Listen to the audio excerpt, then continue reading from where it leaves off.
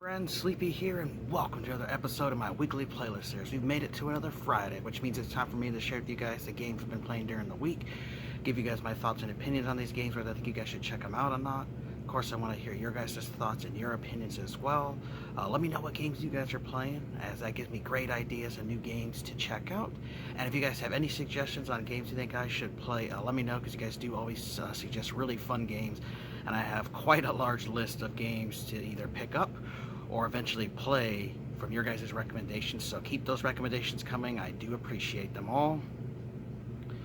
Alright guys, I've got just one game to share with you guys this week that I've been playing for the original Xbox, and I'm very close to beating it, and that is a game called Fallout Brotherhood of Steel, created by Interplay. Now this is a isometric top-down action RPG that was built on the same engine as the Baldur's Gate Dark Alliance games, and was a whole lawsuit and everything involved with that, which I actually talk a little bit more about that in the video clip that I filmed this past weekend when I really started getting into playing this.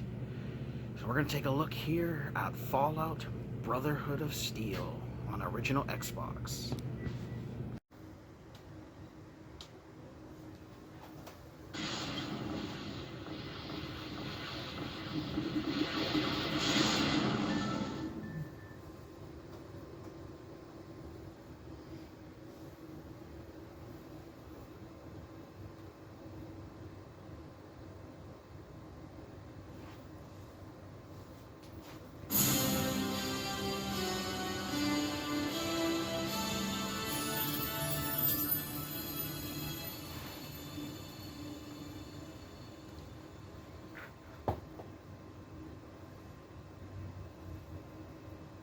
In the 1950s, we dreamed of a better world. Clean, fusion-powered cars, robots that walk the dog, peaceful existence thanks to the wonders of science. We were close to achieving that dream when war broke out. Nuclear weapons were used without restraint.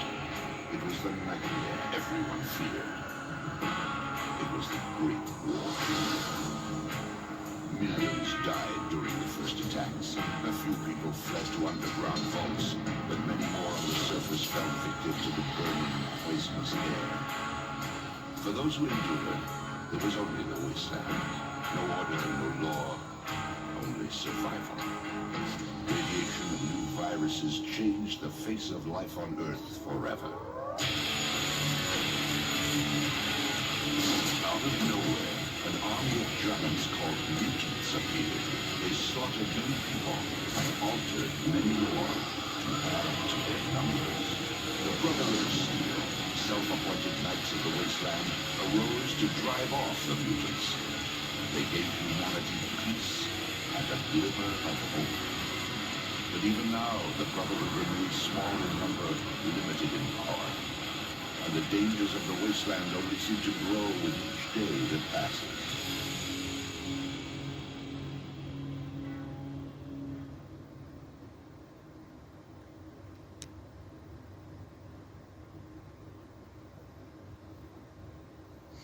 Alright guys, today we're taking a look at Fallout Brotherhood of Steel. Now this is a game that I have absolutely loved ever since I picked up a copy years ago.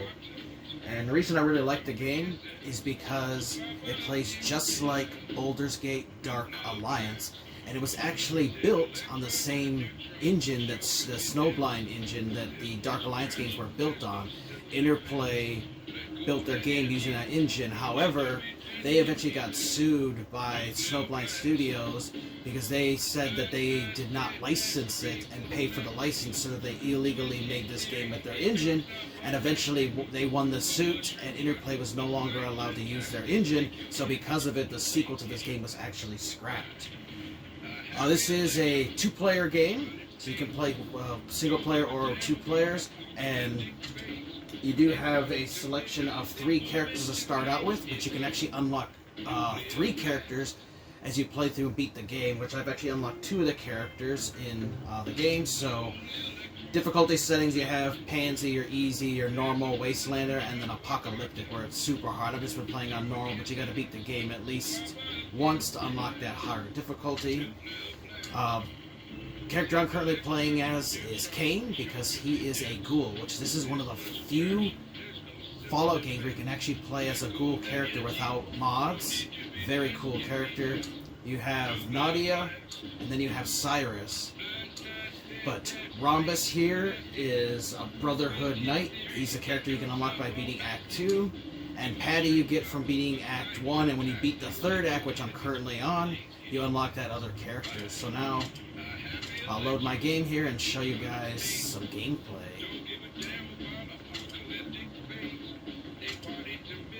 And I currently have 7 hours and 50 minutes in this game. And this game's anywhere between 8 to 12 hours, just depending on how fast you play through the game and if you really go through and explore and do the various side quests that are available to you, which I like to do everything and explore. There are some secrets in the game where you can find secret weapons, like this rocket launcher I have here is a secret weapon I unlocked. Now this game does get a lot of hate though. I really don't understand it myself, as I really enjoy isometric action RPGs, and since it's built on the same engine as Dungeons and Dragons, Dark Alliance, the Dark Alliance games, Baldur's Gate actually, Dark Alliance games, I don't understand all the hate on the game. As you can see, the menus are the same. You've got a variety of weapons. You've got homemade bombs. You've got grenades, different kinds, like a toxic grenade. You have hunting rifles, mortar weapons. You've got Desert Eagles. There's laser weapons in the game, shotguns. This meat cannon is really sweet. A machine gun. They have various melee weapons. You also have various armors you can find, like I just recently got this Tesla armor. Then you have your stim packs. The game uses caps just like other Fallout games. And then of course you have your quest stuff. Your various skill points that you earn as you level up. And one thing I would say, if you do play as Kane, which I do, when you get to level 10, save up at least 48 skill points so that you can get the Rad Child one, because there's a lot of radioactive material in the world, since this is a post-apocalyptic world in Fallout. Radiation normally will damage your character, however, because he's a ghoul and he has this Rad Child ability, it actually heals me, and that's come in very handy in battles and stuff, and able to heal without having to use stim packs. And then of course you have your various skills, and it'll tell you what they add to you, whether they make you stronger, you heal better, do more attack damage with like melee weapons or guns. So there are a variety of skills unlocked for every character, and they have their own strengths and weaknesses. And I'm currently level 15 and getting close to level 16. And that has my overall health and armor rating. And then it goes over the various quests you have to accomplish. But this game still gets a lot of hate because it was so different compared to the previous Fallout games that were released on PC. And this is definitely before you got the Fallout 3 or any of the 3D ones. But I don't know, just a lot of people really hated this game and thought it was made poorly, but I had always thought it was made pretty good, and I really have enjoyed the game. So let's get going here. And let's see if I can find someone to fight, show you guys the combat. So, my character, since he's a ghoul, he kind of walks weird. But it's still pretty cool. He just, walks a little strange because he is a ghoul, and, they're kind of falling apart. The game does have some great humor as well, which you guys are going to see a funny scene here. We're going to be over, Bob. We have to go back.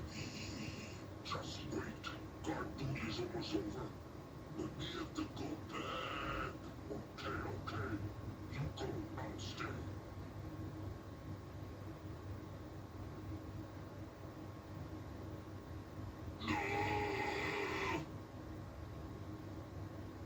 So the game does have some great humor, really bloody and violent.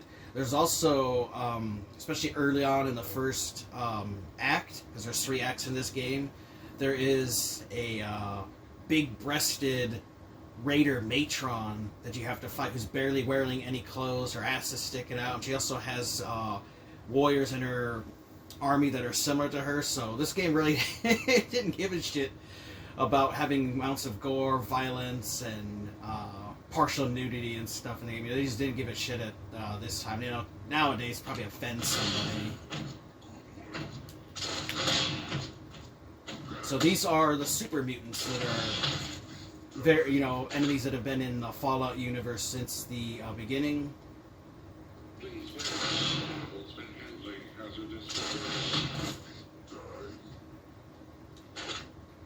And then you can switch weapons on the fly, so you can equip up to 3 at a time. And then, of course, there's various things and puzzles you have to solve in this game. So I really just don't get the hate for the game. I think it's awesome. Now, I know the lore's a little different, but the creators of the game had said that don't take this as like a canon game as far as story goes, because they did change, you know, the Brotherhood a little bit. You're making them more good than where they're kind of like neutral in other Fallout games, but it's definitely one I think you guys should give a try. You know, don't listen to all the hate, especially if you're a fan of these isometric action RPGs. So if you like Baldur's Gate Dark Alliance, then you're definitely going to enjoy this game because it plays just the same, except it's set in a Fallout universe, which I thought was awesome. I also feel it's nice, you know, to have a different story and setting from other Fallout games. Like, it doesn't have to be the same. You know, there's plenty of room in these universes to have other ways.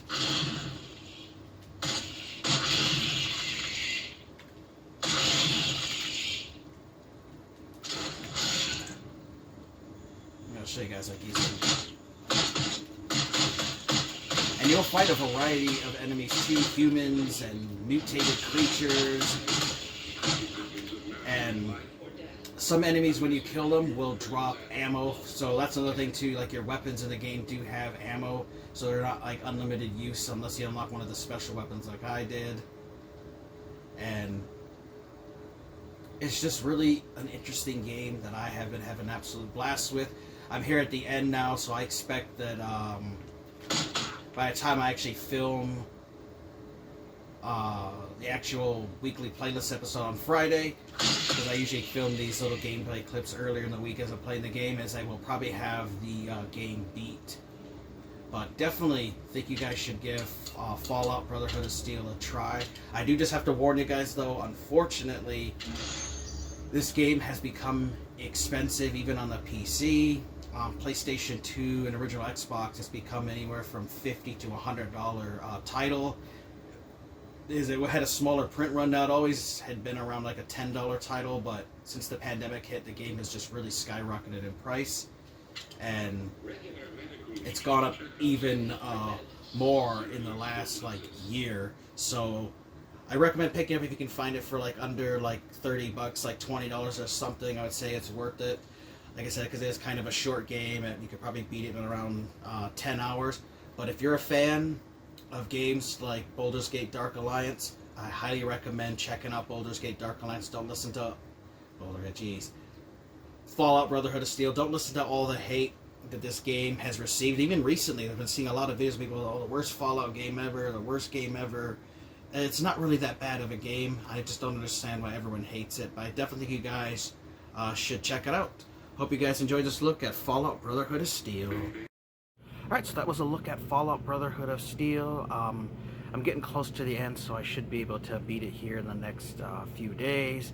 I definitely have over, it's either like, got a good 10 or 11 hours into the game already. Been working through beating all the side missions and stuff, and I am on towards the end of the final act of the game, which I have really been enjoying it. But this game did get a lot of hate, even still gets a lot of hate today. I've seen videos recently of people that just say it's the worst Fallout game they've ever played in their life, and you know, like I just don't see the hate, because I really enjoy it because it plays just like the Baldur's Gate game. So if you enjoy the Baldur's Gate Dark Alliance games and you like Fallout, it's the two meshed together in this, and I absolutely love it. Now, there's only a few of us that really like the game, but I enjoy it, and I think you guys should give it a try. I do have to warn you, though, as it is quite an expensive title on PlayStation 2, original Xbox, and even on the PC can be kind of pricey. But if you can find it for a decent price, I do recommend picking it up and trying it out, because it is a very fun game. I'd like to know your guys' thoughts here on Fallout Brotherhood of Steel. I also want to know about the games you guys have been playing lately, and if you have any suggestions on a game you think I should check out, let me know, as you guys always do recommend really fun games. I want to thank you guys for watching. Take care. You guys have an amazing day, and Sleepy, we'll see ya next time.